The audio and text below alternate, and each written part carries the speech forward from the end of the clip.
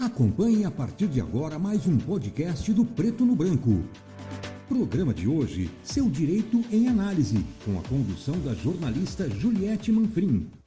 Olá para você que nos acompanha nesse sábado em mais um Seu Direito em Análise. Hoje o nosso bate-papo é sobre direito de sucessões. A nossa convidada é a doutora Deise Cardoso. Nós vamos esclarecer dúvidas dos nossos internautas, vamos tratar um pouco do assunto também que não é muito conhecido de toda a população, mas que todo mundo certamente tem dúvidas nessa área. Doutora, seja bem-vinda. Muito obrigada pelo convite. Imagina, doutora, como eu comentei agora no início, são questionamentos que chegam dos nossos internautas, a gente abre perguntas para os nossos internautas, para que todos os sábados a gente possa esclarecer uma série delas. Se algum tema não for contemplado aqui, que a doutora acha que seja muito importante a gente esclarecer, a gente esclarece sem problema nenhum. Mas podemos ir para os nossos questionamentos? Por favor. Então vamos para o nosso primeiro questionamento já. E eu acho que, de certo modo, todo mundo tem um pezinho disso na família. A pessoa diz o seguinte, que ela cuida dos pais já há 5 anos, o pai é acamado, a mãe é muito doente. Ela gostaria de saber se no momento da partilha dos bens, ela tem direito a mais bens do que os irmãos. Então, Juliette, primeiramente, queria dizer da minha honra de estar aqui participando do programa. Essas são dúvidas corriqueiras, na verdade, a única certeza que a gente tem é que vai morrer, né? Só que às vezes nos preocupamos com isso só, né? Enquanto herdeiros, enfim. Hoje a gente fala muito em planejamento sucessório. A Covid, ela trouxe a ideia de que a morte é mais próxima da gente. E acabou um pouco aquele tabu de que falar de morte atrai a morte, né? O brasileiro não tem muito dessa cultura, né? Sim, na verdade é um tabu mesmo. Principalmente as pessoas mais velhas, elas têm um receio de falar disso, na verdade. Sempre dizem assim, parece que quando a gente vai falar disso, de uma sucessão, de planejamento, de testamento, eles falam assim, tá querendo que eu morra, né? Diz assim para os filhos, para os parentes, enfim. Mas é uma situação bem complexa, todos deveríamos pensar em planejar como fica essa sucessão, porque a partir da morte nós temos uma série de situações de transferência de bens, de testamento, né, inventários que tem que ser realizados juridicamente para que os bens sejam transferidos para os herdeiros, né? No caso dessa pergunta que você me fez, a Constituição, ela diz que todos os filhos têm os mesmos direitos. Então, não é permitida nenhuma discriminação com relação à filiação, tá? Então, a princípio, embora ela cuide dos pais, né, idosos, acamados, ela vai ter exatamente o mesmo direito sucessório, o mesmo quinhão hereditário que os demais irmãos. A única forma de modificar isso, que ela fique com um quinhão a mais, com uma parte a mais, como ela perguntou, é que os pais façam um testamento. Então, nós temos questionamentos também. Sim, temos acerca do testamento. O testamento é um mecanismo, um documento bem importante para fins de planejamento sucessório, em que a gente consegue daí modificar essas questões. Porque sem o testamento, nós teremos a sucessão legítima, e na sucessão legítima, de acordo com a lei, os filhos terão os mesmos direitos. Então, se ela tem 2 irmãos, a herança será dividida em 3 partes iguais, né? A partir do momento que um dos pais ou ambos façam os seus testamentos, é possível que uma parte a mais, que a gente chama de parte disponível, seja deixada para essa filha que tem um trabalho mais árduo, enfim, um trabalho maior com os pais, tá? Então, eu já vou adiantar algumas questões aí que a gente vai falar mais detalhadamente daqui a pouco. Mas assim, toda pessoa que tem herdeiros necessários, então assim, quem são os nossos herdeiros necessários que têm direito à nossa herança? São os nossos descendentes, todos eles, então filhos, netos, bisnetos, todos os nossos ascendentes, então pais, avós, bisavós, e o cônjuge ou companheiro. Então, estes são os nossos herdeiros necessários. Se a pessoa tem qualquer um desses parentes, a possibilidade dela dispor do seu patrimônio já está limitada à metade. A gente chama de legítima. Então, a legítima, que é os 50% do meu patrimônio, pertence a esses herdeiros necessários e vai dar-se a sucessão de acordo com a ordem de vocação hereditária. Então, primeiro os filhos, se não tiver filho, vai para os pais e assim por diante. Mas a outra metade do meu patrimônio é disponível. Então, esses 50% do meu patrimônio eu posso dispor tanto em vida, através de doações, quanto depois da morte, através de testamento. Então, a forma como essa filha ficaria com uma parte maior seria essa a solução, seria fazer um testamento, se os pais têm sanidade, capacidade de discernimento, fazer um testamento onde eles possam deixar essa parte disponível a mais para essa filha. Uhum. Digamos que os pais não tenham essa condição. Digamos que o pai esteja acamado, não tenha uma condição de tomar decisões por si só. Sim. A mãe muito doente também não. Nesse caso. Daí não tem. Aí não porque tem o que fazer. nós precisamos ter capacidade de fazer testamento. Entendi. A capacidade é discernimento mental. Veja, se eles têm uma doença que não prejudica o intelecto, então não tem problema nenhum. Eles podem fazer testamentos, porque nós temos, inclusive, um testamento particular que pode ser feito de próprio punho pela pessoa. Né? Tem as formalidades e tal, mas pode ser feito de próprio punho. A questão mesmo é ter discernimento. Então, o fato de estarem acamados, de estarem doentes, não retira a capacidade de testar. A única coisa que retira a capacidade de testar é efetivamente a doença mental, que retira o discernimento. Uhum, entendi, perfeito. Nós vamos aprofundar, porque tem mais questionamentos lá na frente que segue mais ou menos nesse caminho também. Nosso próximo questionamento, doutora, ele é um pouco vago, mas talvez dê para fazer algum tipo de esclarecimento com relação a ele. A pessoa diz o seguinte, que eles estão no processo de inventário já faz bastante tempo, que está parado na justiça. A pessoa usa essa palavra, que está parado, que está travado na justiça faz 4 anos, que não existe briga entre os irmãos, né, para travar, mas que o advogado não presta muitos esclarecimentos.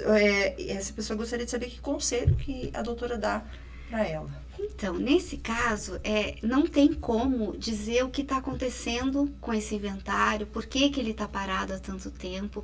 Geralmente os inventários são demorados, porque não envolve só as partes e só os herdeiros e o juiz. Então, envolve também o fisco, né?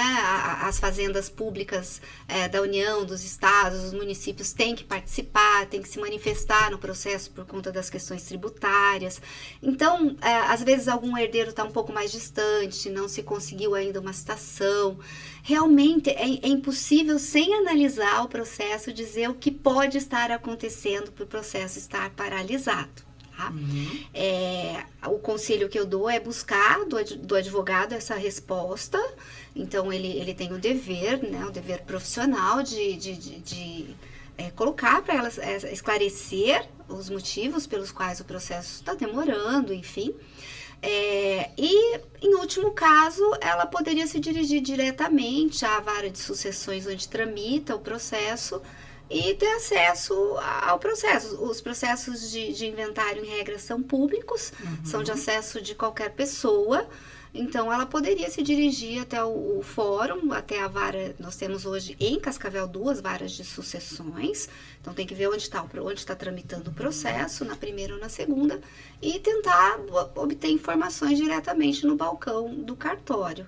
Mas, realmente, o conselho que eu dou é buscar essa informação do advogado. Certo. A doutora falou, é um processo moroso, é um processo demorado. Geralmente, então, não adianta sim. esperar que vai sair de hoje para amanhã, de um ano para o outro, geralmente leva mais tempo. Não, o único, assim, tem inventários que são mais rápidos, especialmente quando os herdeiros são todos maiores e capazes, uhum, e entram em acordo com relação à partilha. Esse inventário, inclusive, de todos maiores e quando há consenso, pode ser feito inclusive no cartório, de forma extrajudicial. Então, esse é mais rápido, tá? Agora, ótimo. Se tem menor, daí necessariamente temos que ter um inventário judicial, ou se não há acordo entre os herdeiros também, vai para o inventário judicial. E o inventário judicial é um pouquinho mais demorado, pode ter várias intercorrências e demorar um pouquinho mesmo. Então, não está totalmente fora do... Não, né? Não dá para saber o que está acontecendo. Perfeito. Doutora, nosso próximo questionamento diz o seguinte. O pai desse internauta diz que faleceu há alguns anos e ele tinha um imóvel que ele deixou de pagar IPTU. E aí, há pouco tempo, eles descobriram que esse imóvel, que existe dívida ativa. Ele gostaria de saber se eles correm o risco de perder parte do patrimônio que o pai deixou por conta dessa dívida ativa. Infelizmente, sim. Eu aconselharia a ir até a prefeitura, renegociar essa dívida tributária, porque a dívida tributária, a falta de pagamento do IPTU, faz com que o município ingresse com uma execução fiscal e esse imóvel vá a leilão para satisfazer esse débito tributário. No caso, o mesmo imóvel. Exatamente. Sim, né? Então, assim, há um risco, e há um risco bem sério de perder este bem por conta da dívida tributária. Então, o melhor seria tentar fazer o acerto ali, tentar renegociar, fazer uma renegociação de dívida com a prefeitura com relação a essa questão tributária para não correr esse risco. Senão, realmente, é o que vai acontecer. Não pagar IPTU leva à inscrição em dívida ativa, à propositura de execução fiscal, à venda do bem para satisfação do débito. É indicado que ele procure uma orientação jurídica, ele precisa ir com um advogado para fazer esse procedimento? Para ir até a prefeitura e tentar fazer a negociação, não. É uma espécie de refis, né? Um financiamento ali do débito tributário, não precisa de advogado. Agora, se já está judicializada, se já ajuizada a execução fiscal, aí ele vai precisar de um advogado ali para atuar no processo. E agir o mais rápido possível, então, numa situação Eu faria isso. Perfeito, então. Nosso próximo questionamento, doutora, diz o seguinte, que o pai dessa internauta faleceu e que a mãe comentou com ela que gostaria de deixar uma parte maior dos imóveis. Na verdade, eles têm 3 imóveis, eles são em 4 irmãos, mas que ela gostaria de deixar um dos imóveis para essa pessoa. Ela pode fazer isso? A mãe pode destinar um imóvel mesmo com a morte do pai? Eu preciso no inventário necessariamente. Na verdade, destinar um imóvel vai depender do valor dos bens, tá? Então vamos lá. Mais uma vez, a solução seria o testamento. Essa mãe ir lá fazer um testamento da parte disponível e beneficiar essa filha, tá? Mas a questão ali é a seguinte. Então, pelo relato, tem 3 imóveis, o casal tinha 3 imóveis. Então, a primeira coisa que tem que verificar é o regime de bens desse casamento. Então, vamos imaginar que seria o mais comum que estes imóveis foram adquiridos depois do casamento. E aí, metade desses bens pertenceria à mãe viva, né? A ameação ali em razão do regime de bens. E o que seria inventariado seria a outra parte, que seria um imóvel e meio, né? Então, nesses 3 imóveis, um imóvel e meio pertenceria ao pai, e isso vai para o inventário, porque falecido, e um imóvel e meio ainda a mãe está viva e pertence a ela, tá? Então, a questão ali é o seguinte, desse imóvel e meio ali, a parte disponível da mãe seria 75% ali de um imóvel, né? Então, ela não tem, hoje, tem que verificar se ela tem outros bens. Se ela tem outros bens, então, verificar valores, e aí, se correspondesse a 50% dos bens que vai ficar para a mãe, ela poderia deixar esse imóvel para essa filha através de testamento. Ou doação em vida também, né? Porque daí, depois ela já vai descontar lá da parte dela do inventário. Qual que é a diferença do testamento e doação em vida? Como que é esse procedimento? É que o testamento ele só vale para depois da morte. Então, os pais permanecem com os bens, são de propriedade deles. Eles fazem o testamento deixando esses bens para quem eles gostariam de deixar, tá? Isso não faz. Tem muita gente que pensa assim, vou fazer um testamento e deixar os bens, e daí a partir desse momento esses bens se tornam indisponíveis. Não. Na verdade, mesmo que se faça um testamento, os bens continuam sendo disponíveis, as pessoas podem precisar vender, pode fazer o que quiser com esses bens, porque o testamento só vai valer e ter eficácia depois da morte. Então, o que vai acontecer é que se esse bem não existir mais, o pai precisou vender esse bem, chega lá, quando falecer, vai haver a caducidade da disposição testamentária. Vai caducar e perder o efeito, perder o valor, os herdeiros vão ficar sem esse bem e não tem nada para discutir, nem requerer, tá? Então, assim, e qual a diferença? Então, o testamento só vale para depois da vida. Os bens são disponíveis e as pessoas podem fazer o que quiser com esses bens até a morte. A questão da doação também é uma forma de planejamento sucessório. Geralmente, a gente faz a doação em vida e resguarda o usufruto desses bens. Ou seja, moro ali até... Então, eles podem usufruir dos bens de forma vitalícia até a morte, geralmente. Então, é possível. Só que a partir do momento que faz a doação, esses bens não pertencem mais aos pais. Passam a pertencer, né, a nua propriedade que a gente fala, né, a propriedade, a posse indireta aos filhos. E aí os pais não podem mais vender, porque não é mais deles, né, já doou para os filhos e aí né? Então, a diferença básica seria isso, tá? Então, é possível fazer já, os pais já planejarem, deixarem tudo certinho, fazer as doações, resguardarem o usufruto, pagar uma parte dos impostos, tudo certinho. Quando os pais vierem a falecer, daí eles trazem esses herdeiros, esses descendentes, essas pessoas que receberam esses bens em vida através de doação, trazem esse bem à colação para o inventário para ver a parte que vai ficar para cada um. Entendi, acho que foi muito bem esclarecido, obrigada. O nosso próximo questionamento, doutora, diz o seguinte, que essa pessoa pretende fazer um testamento, né, e ela gostaria de saber se é obrigatório ela deixar parte do que ela tem para a família. Sim, já respondeu, né? Se ela tiver herdeiros necessários. Veja que se ela tiver descendentes, filhos, netos, ascendentes, pais ou cônjuge ou companheiro, metade é indisponível, pertence a esses herdeiros. Então, a outra metade pode dispor. Mas se ela não tiver nenhum desses herdeiros necessários, tiver, por exemplo, só irmãos que serão herdeiros, aí ela pode dispor de 100% dos bens para quem ela quiser. A gente sempre fala para quem ela quiser, porque existem algumas pessoas que não podem herdar, né? Então, há uma limitação ali com relação às testemunhas do testamento e algumas outras pessoas que não poderiam herdar. Mas, por exemplo, essa pessoa que não tem herdeiros necessários, que tem só irmãos, tios, sobrinhos, primos, ela pode deixar 100% dos seus bens para uma instituição de caridade, por exemplo, porque eles não são herdeiros necessários, e aí você pode dispor da totalidade dos bens. Entendi, ótimo, perfeito. O nosso próximo questionamento mais ou menos engata nisso, porque ele pergunta o seguinte, a pessoa pergunta o seguinte, que ela gostaria de fazer um testamento e ela gostaria de saber qual é o procedimento para fazer esse testamento. Sim. É interessante fazer testamento, eu recomendo, inclusive. Para fazer testamento não precisa de advogado, embora seja recomendável. A própria pessoa pode fazer o seu testamento, né? Existem 3 formas de fazer um testamento hoje, de acordo com a legislação. Então, ordinariamente, você pode fazer o testamento na modalidade pública, um testamento particular ou um testamento cerrado. O testamento público é feito no tabelionato de notas.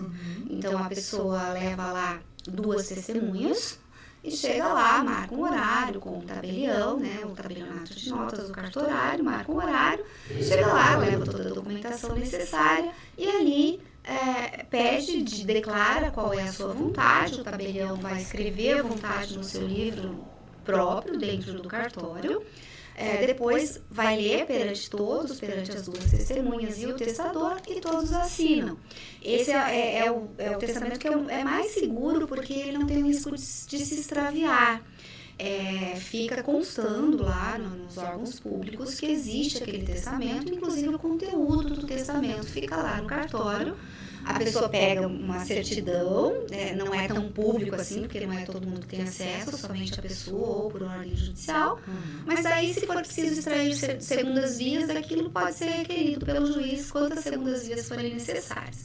Então, há um risco mínimo e a chance dele ser cumprido é muito maior, tá? A segunda modalidade é o testamento particular. Este testamento é feito de próprio punho pelo testador, então ele vai escrever ali, ou pode digitar também, tem uma formalidadezinha que é não deixar espaços em branco, mas ele pode escrever o seu testamento, qual seria a sua vontade com relação aos seus bens, chama 3 testemunhas no mínimo, e perante essas 3 testemunhas ele vai ler o testamento dele, aquela vontade, e daí todos assinam e ele guarda esse documento. Veja que esse nem tem custo, porque nem tem o custo do cartório. A pessoa faz, ela mesma escreve. Só que esse testamento, ele corre o risco de se extraviar, porque não fica registrado em lugar nenhum que existe um testamento. É uma cédula testamentária que vai ser guardada pelo testador ou alguém de confiança dele. E quando ele falecer, pelo menos uma dessas testemunhas tem que vir confirmar esse testamento. Então, há o risco também de não se encontrar mais essas testemunhas se demorar muito tempo, né, passarem-se muitos anos.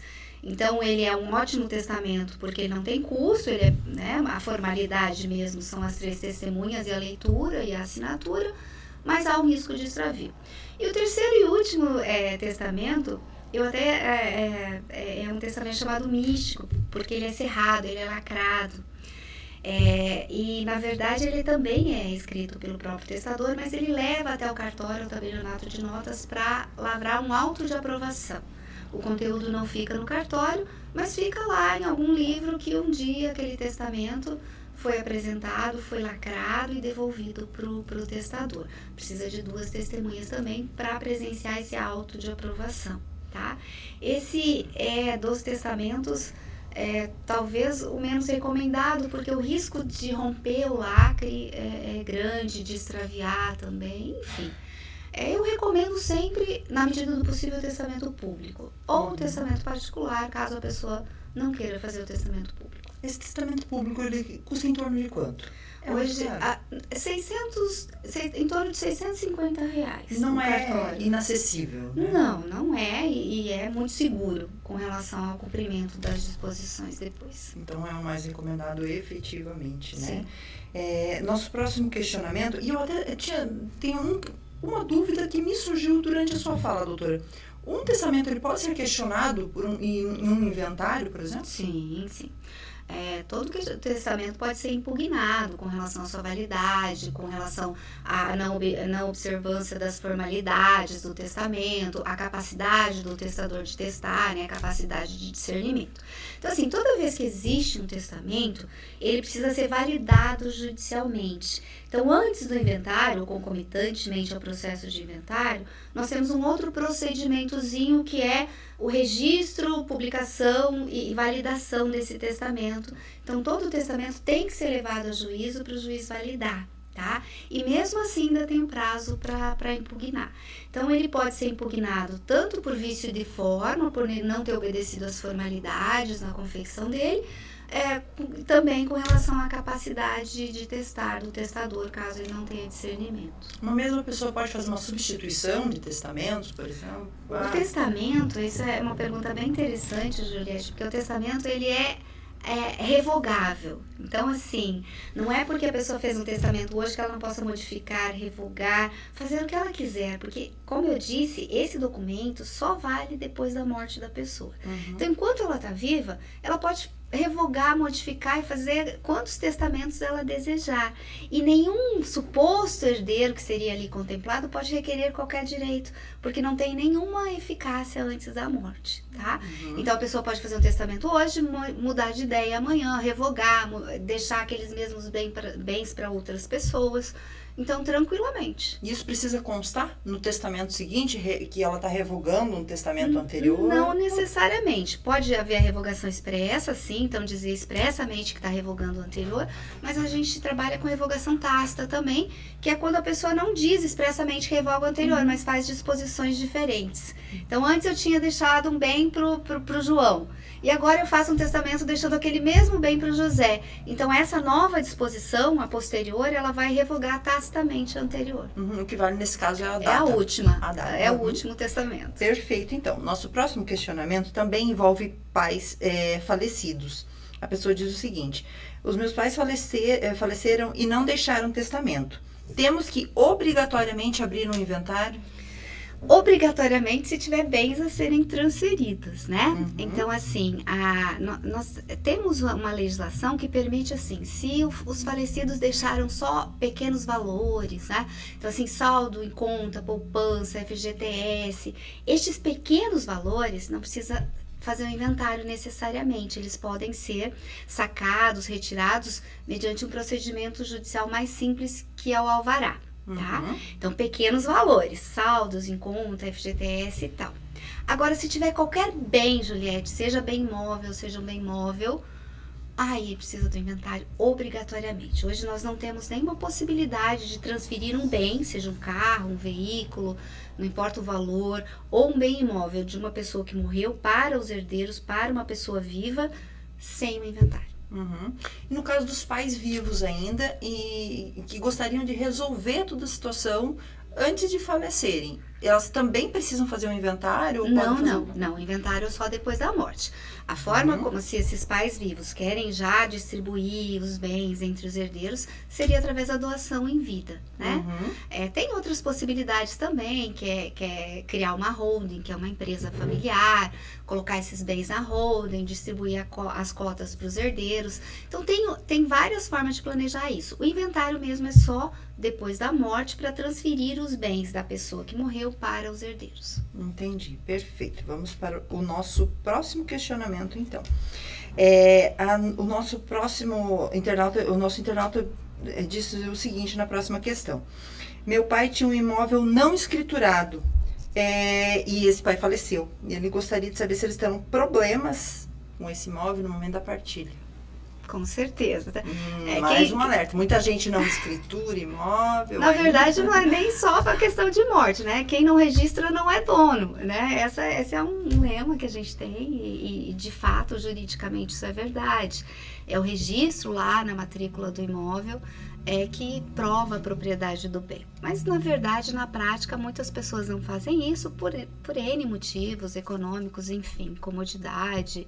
E aí tem só os contratos lá de compra e venda. Esse contratinho de gaveta. Exatamente. Então, vai ter problema, assim, isso poderia, né, tem algumas formas de resolver isso. Por exemplo, o vendedor estar vivo. E aí ele concordar em transferir direto os bens, né? Mas isso seria uma forma ali não adequada, porque nós não pagaríamos a questão tributária adequada, que é o ITBI, depois o ITCMD, né? Então, assim, tem algumas formas de resolver isso, mas o correto mesmo é entrar com o inventário do bem, com o contrato de compra e venda, né? Demonstrar o pagamento, né? Os pagamentos todos que ficaram pactuados ali no contrato para demonstrar a propriedade efetiva do bem, e aí fazer o inventário e o juiz determinar que esse bem passe a pertencer aí aos herdeiros. Eu tenho mais um questionamento também, doutor, que chegou depois dessas nossas questões todas, que diz o seguinte, que a pessoa questionava o seguinte, que existem bens que foram, por exemplo, dos avós, há muitos anos atrás, os pais hoje já são idosos, os avós deixaram esse imóvel, esse imóvel ele é ocupado por parte dos filhos, mas não por todos, nunca foi feito um inventário, nunca foi feita uma distribuição, os pais também já estão idosos e os filhos já, o que seriam os netos dos donos dessa área, gostariam de tomar alguma atitude com relação a isso. Como que eles devem proceder? Tem que fazer inventário, tá? Tem que fazer inventário lá dos avós para transferir para os pais. E aí, quando os pais falecerem, transferir para essas pessoas, para os filhos, tá? Uma outra alternativa que também não é adequada, né? Porque nós temos um prazo para entrar com o inventário. Hoje o prazo é de 60 dias. Então, morreu, a lei processual diz que em 2 meses teria que entrar com o inventário, sob pena da incidência de uma multa. O Estado pode cobrar uma multa, tá? Às vezes, por exemplo, o Estado do Paraná às vezes não cobra essa multa, enfim, mas há esse risco. Então, há a possibilidade de fazer um inventário conjunto. Então, por exemplo, esperar os pais falecerem e daí inventariar dos avós para os pais e dos pais para os filhos. Então, há essa possibilidade de fazer esse inventário conjunto aí dos avós e dos pais. Não se recomenda, já interessante é regularizar, já isso fazendo o inventário dos avós, transferindo já esses bens para os pais. Perfeito, então, doutora, eram esses os nossos questionamentos. Tem mais alguma questão que a doutora acha que seja imprescindível a gente falar sobre sucessões, que as pessoas precisam estar atentas? Porque o brasileiro, a gente não tem como hábito fazer um testamento, a gente não gosta de falar da morte, como a doutora mesmo falou. Eu tenho um problema seríssimo em falar de morte, às vezes lá em casa a gente vai falar de alguma coisa, eu já fujo do assunto. Que recomendação que a doutora deixa para todos nós? A recomendação é aceitarmos que a morte é um fato natural e que todos vamos passar por isso e fazer um planejamento sucessório. Então, o planejamento sucessório ele é bem mais amplo do que fazer uma doação em vida, criar uma holding ou fazer um testamento. No planejamento sucessório, se conversa com a família, se verifica os bens, as necessidades de cada um dos herdeiros. Então, por exemplo, eu posso ter herdeiros que dependem economicamente daqueles pais, né? Então, prevendo que eventualmente ainda serão menores por ocasião da morte dos pais. Então, nós temos condições, por exemplo, pessoas que têm imóveis rurais cujos filhos não têm interesse em dar continuidade àquela propriedade, as empresas a mesma coisa, né? Então, verificar quais filhos têm aptidão, quais não, porque pode ser, por exemplo, que os pais têm uma propriedade rural, uma fazenda lá, que né, eles amam aquela propriedade, mas o filho foi, vamos imaginar, foi fazer medicina, foi ser médico, não quer morar na cidade grande.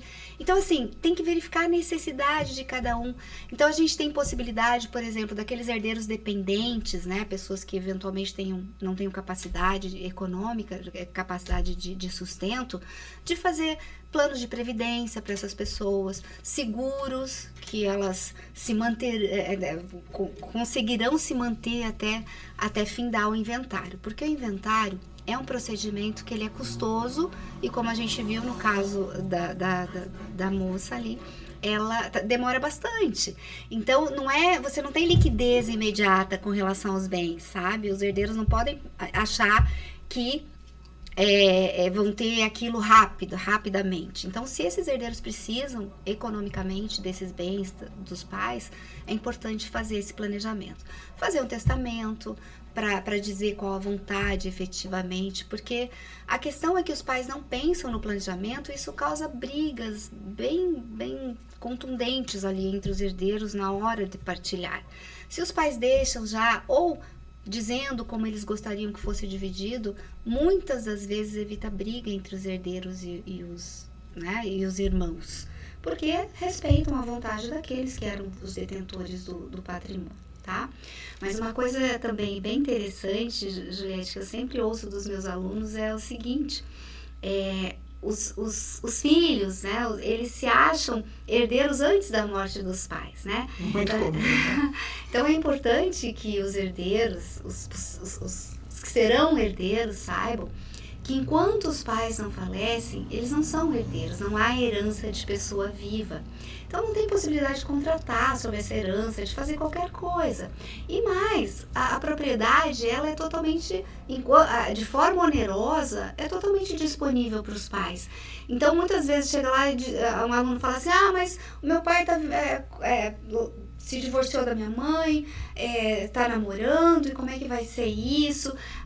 Tá vendendo tudo que tem. Então, na verdade, a propriedade, a pessoa pode vender 100% dos seus bens. Então, assim, não é porque a pessoa tem propriedades que os herdeiros têm direito àqueles bens. Os pais podem vender tudo e gastar tudo até morrer, porque não há herança de pessoa viva. Percebe? Outra coisa bem importante também com relação, a gente não tem que pensar só nos herdeiros, só na sucessão em si.